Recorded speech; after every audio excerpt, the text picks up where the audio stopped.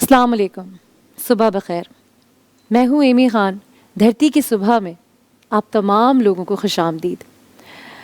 آج کی صبح ہم سب کے لیے، مسلم امہ کے لیے بہت خاص صبح ہے، بہت خاص سویرا ہے، کیونکہ آج کی صبح میں، آج کی روشنی میں دنیا کو وہ روشنی ملی جس نے ایمان کو روشن رکھا، جس نے ہر اس بات کو روشن رکھا، ہر اس کام کو روشن رکھا جس میں میری، آپ کی، ہر مسلمان کی بخشش ہے۔ نہ دیکھا انہیں، نہ جانا، کوشش کی جاننے کی، لیکن ہر مسلمان، ہر بچہ اتنی ہی تڑپ، اتنی ہی محبت اپنے دل میں، اپنے عمل میں ان کے لیے رکھتا ہے۔ آج میں اور آپ، پوری امت مسلمہ منا رہا ہے وہ خاص دن، ان کی آمد کا دن، جس نے اتنی محبت کی رب تعالیٰ نے ان سے کہ اپنے کلمے میں ان کا ذکر کیا، اپنی محبت کا اظہار کیا۔ آج 12 ربیع اول کا دن، آمد رسول، اور میں چاہتی ہوں کہ آپ سب اس پروگرام کی افتتاح میں ایک دفعہ مل کے درود پاک پڑھیں، اس کے بعد میں اپنے مہمانوں کا آپ سے تعارف کرواؤں۔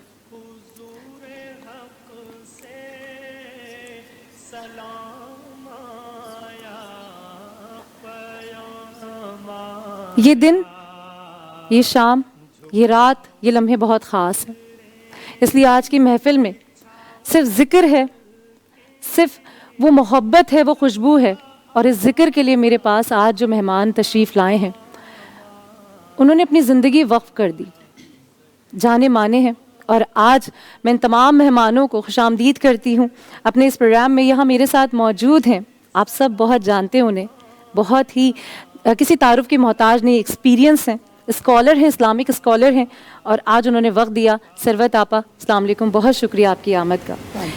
اس کے ساتھ یہاں پہ موجود ہیں ڈاکٹر سعدیہ معین، جو کہ اسپیکر پرسن ہیں، آپ کا بھی بہت شکریہ، اور نعت خواں ہیں رمشا ثاقب، جن کو ہم سنتے رہتے ہیں، دیکھتے رہتے ہیں۔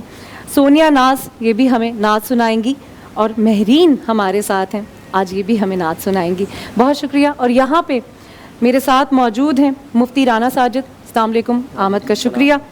عبد المنان نعت خواں صاحب، اس کے ساتھ ساتھ سید اورنگزیب رضوی صاحب نعت خواں، آپ تمام لوگوں کا بہت شکریہ۔ اور آس پاس یہ جو گلدستہ آپ دیکھ رہے ہیں، رنگین سا، خوبصورت سا، آپ تمام بچوں کا بہت شکریہ کہ آپ لوگ آئے ہیں، اتنے پیارے پیارے لگ رہے ہیں، اور اس پروگرام کو چار چاند لگائے، اور کیوں نہ لگاتے، کیونکہ یہ ذکر ایسا ہے، یہ میلاد، یہ ذکر، یہ خوشبو۔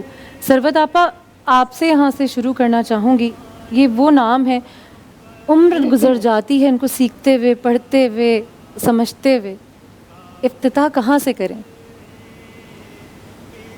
بسم اللہ الرحمن الرحیم۔ السلام علیکم۔ سوال آپ کا بڑا مشکل ہے، اس لیے کہ ابتدا ہی تو کرنا بہت مشکل ہے، اس لیے کہ آقائے دو جہاں والی کون و مکان، تاجدار انبیاء و مرسلین، ختم انبیاء و مرسلین، سید و سردار انبیاء و مرسلین، احمد مجتبیٰ محمد مصطفیٰ صلی اللہ علیہ وآلہ وسلم کائنات میں تشریف لائے، اور آقائے دو جہاں صلی اللہ علیہ وآلہ وسلم آخری نبی کے طور پر تشریف لائے۔ مگر مجھے یہ کہنے کی اجازت دیجیے کہ جب حضرت آدم علیہ السلام کو سجدہ کرایا جا رہا تھا تو اس وقت بھی ہمارے نبی، اللہ کے آخری نبی صلی اللہ علیہ وآلہ وسلم تھے۔ جب حضرت نوح علیہ السلام کو سفینہ محو رواں تھا تو اس وقت بھی ہمارے نبی، آخری نبی صلی اللہ علیہ وآلہ وسلم تھے۔ جب حضرت ابراہیم علیہ السلام نار نمرود میں قدم رکھ رہے تھے تو اس وقت بھی اللہ کے نبی آخری نبی تھے، اور جس وقت حضرت عیسیٰ علیہ السلام کو عرش چہاروں میں بلایا جا رہا تھا اس وقت بھی اللہ کے آخری نبی صلی اللہ علیہ وآلہ وسلم اللہ کے آخری نبی تھے، اور جس وقت مکے کی گلیوں میں بھیڑ اور بکریاں چرایا کرتے تھے حضور نبی کریم صلی اللہ علیہ وآلہ وسلم، وہ اس وقت بھی نبی تھے، اور جس وقت کے کفار و مشرکین سے صادق اور امین کا لقب حاصل کر رہے تھے آقا صلی اللہ علیہ وآلہ وسلم، اس وقت بھی نبی تھے۔ اور جب حضور نبی کریم صلی اللہ علیہ وآلہ وسلم نے اعلان رسالت فرمایا کہ اگر میں تم سے کہوں کہ اس پہاڑ کے عقب سے کوئی بڑا عظیم لشکر آنے والا ہے تو کیا تم میری بات پر یقین کرو گے؟ اور تمام کفار مکہ، تمام مشرکین مکہ نے ایک زبان ہو کر کہا کہ بے شک ہم نے آپ سے زیادہ کسی کو صادق اور امین پایا ہی نہیں، ہم آپ کی بات پر یقین کریں گے۔ تو اس وقت بھی اللہ کے نبی صلی اللہ علیہ وآلہ وسلم نبی تھے، آخری نبی تھے، اور آقا صلی اللہ علیہ وآلہ وسلم 23 برس کی مختصر سی محنت مختصر سی مدت تھی، اور مختصر سی مدت میں حضور نبی کریم صلی اللہ علیہ وآلہ وسلم نے عظیم محنت فرمائی. یعنی آپ اگر کسی کے سر پہ ذمہ داری 1 سال کی ہوتی ہے تو اسے کم از کم 1 مہینے تو کام کرنا پڑتا ہے. کسی کی سر پہ ذمہ داری 6 مہینے کی ہوتی ہے تو اسے کم از کم 1 ہفتے تو کام کرنا پڑتا ہے. لیکن آقا صلی اللہ علیہ وآلہ وسلم کی ذمہ داری قیامت تک کے واسطے ہے. بے شک بے شک. یعنی فیصلہ کیا جا چکا ہے کہ آپ کے بعد کوئی نبی نہیں آئے گا، آپ کے بعد کوئی کتاب نہیں آئے گی، آپ کے بعد کوئی شریعت محمد مصطفیٰ صلی اللہ علیہ وآلہ وسلم کے بعد نہیں آئے گی. تو 23 برس کی مختصر سی مدت میں آقا صلی اللہ علیہ وآلہ وسلم نے اس عظیم کام کو سر انجام دیا. حضور نبی کریم صلی اللہ علیہ وآلہ وسلم نے مسائل بتائے، مسائل شریعہ بتائے، احکامات بتائے. حضور نبی کریم صلی اللہ علیہ وآلہ وسلم کے قلب مطہر پر قرآن مجید کا نزول ہوتا گیا. سرکار دو عالم صلی اللہ علیہ وآلہ وسلم کی خانگی زندگی تھی.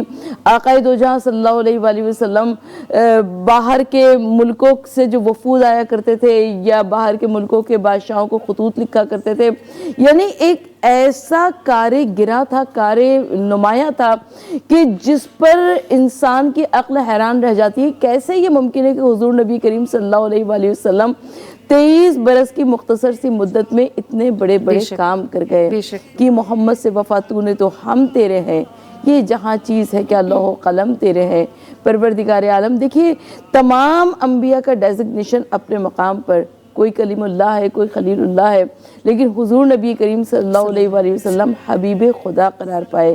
کیا کہنا اس نبی مرسل کا کہ جو اللہ کا حبیب قرار پائے، جسے پروردگار عالم اپنا محبوب، اپنا دوست قرار دے دے، یقیناً اس سے بڑھ کر کوئی اور شخصیت نہیں ہے.